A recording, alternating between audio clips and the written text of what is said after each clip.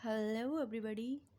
अब पिछले वीडियो में हमने ये सब पढ़ लिया था, प्लास्टिसिटी पढ़ लिया था, डेवलपमेंट पढ़ लिया था। अब हम स्टार्ट करने वाले हैं आज डेवलपमेंट। डेवलपमेंट डिपेंड किस पे करता है। डेवलपमेंट तो हमने पिछले वीडियो में पढ़ ही लिया था। सो अब रेडी हो जाते हैं, पेन एंड पेपर लेकर के आप रेडी हो जाइए और आप भी साथ में नोट्स बनाइए जिससे आपको हेल्प मिलेगी रिवाइज करने में, आपको याद रखने में भी हेल्प मिलेगी। तो अब स्टार्ट करते हैं, डेवलपमेंट डिपेंड कैसे करती है। तो डेवलपमेंट तो मैंने आपको पढ़ा था, ग्रोथ और डिफरेंशिएशन को डेवलपमेंट कहते हैं। ये डिपेंड करती है, कुछ एक्सट्रिंसिक फैक्टर होते हैं और कुछ होते हैं इंट्रिंसिक फैक्टर। एक्सट्रिंसिक फैक्टर जो डिपेंड करती है डेवलपमेंट, वो है टेम्परेचर है, वाटर है, टेम्परेचर हो गई, वाटर हो गई, लाइट हो गई, O2 हो गया, ये इन पे डिपेंड करती है डेवलपमेंट। ये एक्सट्रिंसिक फैक्टर हो गए। इंट्रिंसिक फैक्टर में आ जाते हैं, ये इंट्रासेलुलर जेनेटिक फैक्टर होते हैं। कुछ जेनेटिक फैक्टर भी होते हैं जो डिपेंड करते हैं डेवलपमेंट के लिए। और डेवलपमेंट के लिए जो डिपेंड करती है, जेनेटिक फैक्टर पर डिपेंड करते हैं डेवलपमेंट। और एक हो गया इंटरसेलुलर, ये फाइटो हार्मोन्स हैं। फाइटो मतलब प्लांट्स के हार्मोन। ये प्लांट्स हार्मोन पे भी डेवलपमेंट डिपेंड करती है। अब प्लांट्स हार्मोन के बारे में पढ़ते हैं। प्लांट्स हार्मोन को फाइटो हार्मोन कहते हैं, जो प्लांट ग्रोथ रेगुलेटर भी इनको कहते हैं। ये बहुत ही कम अमाउंट में, मतलब कम इनका ट्रेस अमाउंट, बहुत लो कंसंट्रेशन में प्रेजेंट होते हैं। और कंट्रोल, ये क्या कंट्रोल करते हैं, रेगुलेट फिजियोलॉजिकल एक्टिविटी, डिवीजन भी कराते हैं, डिफरेंशिएशन भी कराते हैं और इलोंगेशन भी कराते हैं प्लांट हार्मोन। अब ये क्या होता है, जहाँ पे डेवलपमेंट या डिफरेंशिएशन कराना है उसके पास में भी प्रेजेंट हो सकते हैं, इधर एट साइट ऑफ फॉर्मेशन, जहाँ पे फॉर्मेशन कराना है वहाँ पे भी प्रेजेंट होते हैं, और उनसे दूर भी प्रेजेंट हो सकते हैं, अवे फ्रॉम साइट। अब प्लांट ग्रोथ रेगुलेटर कौन कौन से हैं? ग्रोथ प्रमोटर होते हैं, ग्रोथ इनहिबिटर होते हैं, और दोनों जिनमें, वो ऐसे भी होते हैं जिनमें दोनों के दोनों दोनों ही होते हैं, डुअल नेचर के होते हैं। एथाइलिन जो हो गया, जैसे गैसियस हार्मोन है, ये प्रमोट भी कराता है और इनहिबिट भी कराता है। ग्रोथ प्रमोटर में देख लेते हैं। ग्रोथ प्रमोटर में, ये ग्रोथ प्रमोटर क्या कराते हैं, डिवीजन कराते हैं, इलोंगेशन कराते हैं, जर्मिनेशन कराते हैं, जिसमें आ जाता है ऑक्सिन, जिब्रेलिन और साइटोकाइनिन। ये हो गए हमारे ग्रोथ प्रमोटर। ग्रोथ प्रमोटर हमारे 3 हैं, auxin, gibberellin, cytokinin. Growth inhibitor में आ जाते हैं, ये क्या करता है, इनहिबिट कराता है, एब्सिसन कराता है, लीफ फॉल कराता है, इनमें सेनेसेंस कराता है और डोमेंसी होती है इनमें। ये क्या है, ये इनहिबिटर एक है, एब्सिसिक एसिड। हमारे एनसीईआरटी में इतने ही दिए हैं, ऑक्सिन, जिब्रेलिन, साइटोकाइनिन, और ये इनहिबिटर है एब्सिसिक एसिड। और डुअल नेचर, जिनमें प्रमोटर इनहिबिटर दोनों ही होते हैं, दोनों ही प्रमोटर इनहिबिटर दोनों ही होते हैं। तो दोनों ही तो इसमें इसको गैसियस हार्मोन भी कहते हैं। ये गैसियस हार्मोन भी होता है, ये इथाइलिन जो डुअल नेचर का होता है। लार्जली ये सबसे ज़्यादा इसमें लार्जली इनहिबिटर ही करवाता है, प्रमोट कम ही करवाता है। तो अब हम पढ़ते हैं हार्मोन्स के बारे में। हार्मोन्स में क्या क्या पढ़ेंगे, हार्मोन्स में प्लांट ग्रोथ हार्मोन पढ़ेंगे, उनमें क्या क्या पढ़ेंगे हम? एक तो पढ़ेंगे केमिकल नेचर उनका, ये जो ऑक्सिन, जिब्रेलिन है, इनके सबके इनका केमिकल नेचर पढ़ेंगे, प्रिकर्सर पढ़ेंगे, डिस्कवरी किसने की है वो पढ़ेंगे, आइसोलेशन कैसे हुआ है, एक्सट्रैक्शन कैसे निकाला गया है वो पढ़ेंगे। एक होगा फिजियोलॉजिकल रोल पढ़ेंगे इनका, कमर्शियल रोल पढ़ेंगे, बायो से पढ़ेंगे। और इसमें बायो से मतलब कितनी क्वांटिटेटिव, क्वालिटेटिव, मतलब किस कॉन्सेंट्रेशन पे वो एक्टिविटी शो करता है, बायो ऐसे उसको कहते हैं, किस मतलब कंसंट्रेशन में वो अपनी एक्टिविटी को शो कर रहा है, अपनी एक्टिविटी दिखा रहा है। तो सबसे पहले स्टार्ट करते हैं ऑक्सिन। ऑक्सिन ये ड्राइव हुआ है फ्रॉम ग्रीक वर्ड ऑक्सिन से। ऑक्सिन, इसका केमिकल नेचर है इंडोल कंपाउंड। ऑक्सिन का केमिकल नेचर है इंडोल कंपाउंड, और इसका प्रिकर्सर है ट्रिप्टोफैन, जिंक, अमोनिया, मतलब एमिनो एसिड है, एक ट्रिप्टोफैन एमिनो एसिड है। और अब आ जाते हैं जिंक नेचुरली जो सिंथेसाइज है, और जो सिंथेटिक है जो बनाया गया है। जो नेचुरली है वो है IAA, मतलब indole acetic acid, IBA indole butyric acid. ये नेचुरली सिंथेसाइज है, मतलब नेचुरली मिला है ऑक्सीजन। और ये सिंथेटिक है जो बनाया हुआ है, ये 2,4-D डाइक्लोरोफिनॉक्सी एसिटिक एसिड। इसको 2,4-D को क्या कहते हैं, डाइक्लोरोफिनॉक्सी एसिटिक एसिड।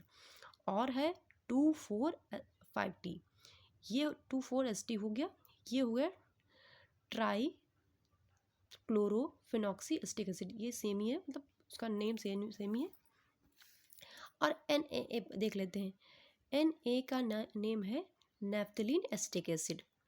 ये सिंथेटिक हो गया, ये नेचुरल हो गया। IAA नेचुरल है, IBA भी नेचुरल है, और सिंथेटिक ये 2,4-2,4-SD है, Na ये सिंथेटिक है। ये बनाए गए हैं और ये नेचुरली मिले हुए हैं। और अब देख देते हैं इनकी डिस्कवरी किसने की। इसकी Charles Darwin and Francis Darwin, ये बाप बेटे की जोड़ी ने इसकी डिस्कवरी की। किस प्लांट में? कैनरी ग्रास में ये ऑक्सीजन मिला। और टॉपिक क्या है? टॉपिक है फोटोट्रॉपिज्म। उन्होंने फोटोट्रॉपिज्म बताया। उन्होंने प्लांट की मतलब कॉलेप्टाइल टिप। ऑक्सीजन मिलता कहाँ पे, ये देखते हैं। ऑक्सीजन मिलता कहाँ पे? ऑक्सीजन प्लांट की जो कॉलेप्टाइल सबसे ऊपर की जो टिप होती है, उसको कॉलेप्टाइल टिप कहते हैं। यहाँ पे ऑक्सीजन मिलता है। जहाँ पे जब से इस पे क्या करते हैं, इस पे कॉलेप्टाइल टिप पे एक तरफ से यूनिलेटरल, जो एक तरफ से लाइट आने वाली लाइट को यूनिलेटरल लाइट कहते हैं, वो लाइट डालते हैं इसमें। तो देखते हैं कि ये बेंड कर जाती है, जो स्टेम होती है वो बेंड कर जाती है, टुवर्ड लाइट की तरफ बेंड कर जाती है। तो हाँ, फिर इसके बाद क्या किया गया, जो इसकी कॉलेप्टाइल टिप हुई उसको काट दिया गया, उसका डीकैपिटेशन कर दिया गया, काट दिया गया। तो फिर देखा उसमें कोई कर्वेचर नहीं हुआ। उसको फिर लाइट दी गई तो उसमें देखा कोई कर्वेचर नहीं हुआ। फिर क्या किया, उसकी कैपिंग कर दी गई, उस पर कैप लगा दिया गया। यहाँ पे जो स्टेम थी उसकी कॉलेप्टाइल टिप पे कैप लगा दिया, तब भी देखा कोई कर्वेचर नहीं हुआ। तो इससे ये ऑक्सीजन यहाँ पे पता चला कि इसकी टिप पे प्रेजेंट होता है। ऑक्सीजन शेड लविंग भी होता है, मतलब जो शेड होता है जिधर लाइट की तरफ नहीं होता है, जिधर शेड होता है उधर की तरफ ऑक्सीजन होता है। ऑक्सीजन शेड, जैसे इधर से लाइट आ रही है तो शेडिंग वाले एरिया में ऑक्सीजन होता है। तो ऑक्सीजन यहाँ से ग्रो करता है। जब ग्रो करेगा, इधर से ग्रो नहीं करेगा, तो ग्रो करेगा तो ये बेंड हो जाएगा, ये बेंड हो जाता है इधर से। ये ग्रो करता है तो इधर बेंडिंग शो करने लगता है। तो अब नेक्स्ट देखते हैं आगे। अब नेक्स्ट देखते हैं आइसोलेशन कैसे हुआ ऑक्सीजन का। ऑक्सीजन का isolation, extraction of oxygen, FW bent scientist है, उन्होंने इसका आइसोलेशन किया प्लांट्स ओट्स अवीना सटाइवा में। उन्होंने प्लांट्स अवीना सटाइवा में आइसोलेट किया, उससे निकाला उससे। उन्होंने अब एक बायोसी मतलब ये एक्टिविटी किस पे शो करता है, बताया था ना। बायोसी मतलब एक्टिविटी अवीना कर्वेचर टेस्ट। तो FW बेंट ने ओट अवीना सटाइवा प्लांट लिया, उसकी कॉलेप्टाइल टिप को निकाल लिया काट के उन्होंने अगर प्लेट पे कॉलेप्टाइल टिप को रख दिया। और तो उस प्लेट पे ऑक्सीजन आ गया। तो उन्होंने क्या किया, उस प्लेट को एक साइड ब्लॉक, उन्होंने इधर साइड लगा दिया उस प्लेट को। अगर प्लेट को जिस पे ऑक्सीजन आ गया था वो इधर साइड, एक साइड उसकी टिप को काट दिया, तो उसको इधर लगा दिया। ब्लॉक राइट, उन्होंने ब्लॉक कर दिया। लेफ्ट, इधर से देखते हैं, ब्लॉक राइट, उन्होंने राइट की तरफ ब्लॉक किया। तो देखा इधर की तरफ ग्रोइंग हुई और ये हिस्सा ग्रो नहीं किया, तो ये बेंड हो गया। फिर उन्होंने लेफ्ट की तरफ लगाई, तो उन्होंने देखा ये हिस्सा ग्रो किया, इधर की तरफ बेंड हो गया, इधर की तरफ।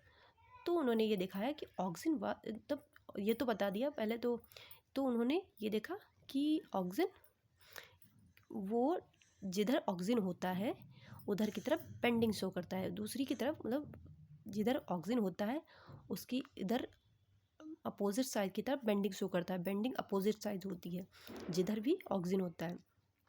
Oxygen first isolated from human urine से ऑक्सीजन पहली बार आइसोलेट किया गया। अब इसका फिजियोलॉजिकल रोल देख लेते हैं। फिजियोलॉजिकल होता है एपिकल डोमिनेंस मतलब ऊपर, ये प्रमोट करता है ग्रोथ एपिकल बड को, ऊपर बड जो प्रमोट ग्रोथ ऑफ एपिकल बड। ये एक्सिलरी बड है, इसको इनहिबिट करता है। एपिकल डोमिनेंस होती है इसमें, ऑक्सीजन में एपिकल डोमिनेंस होते हैं। ये जो एपिकल बड को होता है ग्रोथ करने को प्रमोट करता है और एक्सिलरी बड को इनहिबिट करता है। अब आ जाते हैं एब्सिशन। नेक्स्ट इसका रोल क्या है। नेक्स्ट सेकंड पे देखते हैं एब्सिशन। एब्सिशन किस में करवाता है, एब्सिशन ये ओल्ड प्लांट पे करवाता है, न्यू प्लांट पे नहीं करवाता। यंग प्लांट पे एब्सिशन को प्रिवेंट करता है, रोकता है एब्सिशन को, और ओल्ड प्लांट पे एब्सिशन करवाता है एक पर्टिकुलर कंसंट्रेशन पे।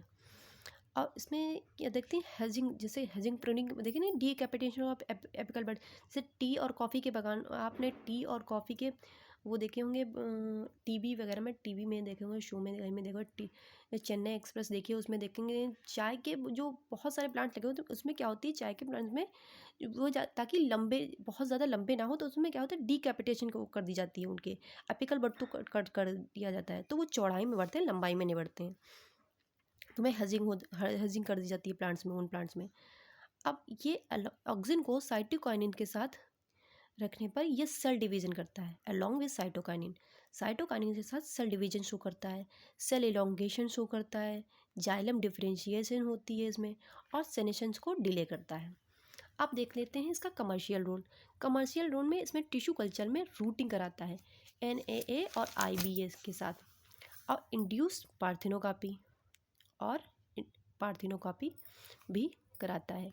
इंड्यूस फ्लावरिंग इन लीची पाइनएप्पल, फ्लावरिंग कराता है लीची और पाइनएप्पल में, और ये वीडी साइड भी है, ये इससे क्वेश्चन आ भी जाते हैं 2,4-D नैरो स्पेक्ट्रम का वीडी साइड। एजेंट ऑरेंज इतू सा शैतान फिर से आ गया है। तो अभी हम ये और पढ़ लेते हैं, फिर आगे कल पढ़ेंगे। ये एजेंट ऑरेंज जब वियतनाम में वॉर हुई थी, तो उसमें डिफॉलिएशन करवाया गया था इसका यूज़ करके, इसका 2,4-D प्लस 2,4-SD का यूज़ करके डिफॉलिएशन करवा दिया गया था। तो उसमें क्या हुआ था, वॉर में ये यूज़ किया गया था, तो उसमें डिफोलिएशन हो गया था। तो हमें वो वियतनाम में जो वॉर थी, तो उसमें वहाँ पे पता चल गया था आर्मी कहाँ पे है। तो वो लोग वॉर जीते नहीं थे, लेकिन पर फिर भी उन्होंने इस चीज़ का यूज़ किया था उस वॉर में, तो वो वहाँ पे एजेंट ऑरेंज उसका नाम दिया गया था। फेमिनाइजिंग इफेक्ट होता है ऑक्सिन में। तो हमने ये सब पढ़ा, इसका कमर्शियल रोल देख लिया, और इसका मैंने आपको ऑक्सिन का फिजियोलॉजिकल भी रोल बता दिया। इसमें एपिकल डोमिनेंस होती है, एब्सिशन कराते हैं ये, हाँ ओल्ड प्लांट पे एब्सिशन कराते हैं, न्यू प्लांट पे नहीं, यंग प्लांट पे नहीं कराते हैं, प्रिवेंट करते हैं यंग प्लांट को।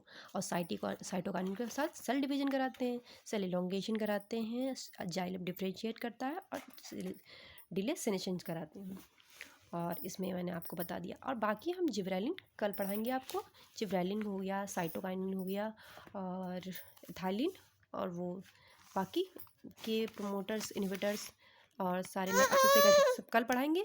अभी के लिए इतना ही, तो पढ़ते रहिए और स्टडी करते रहिए।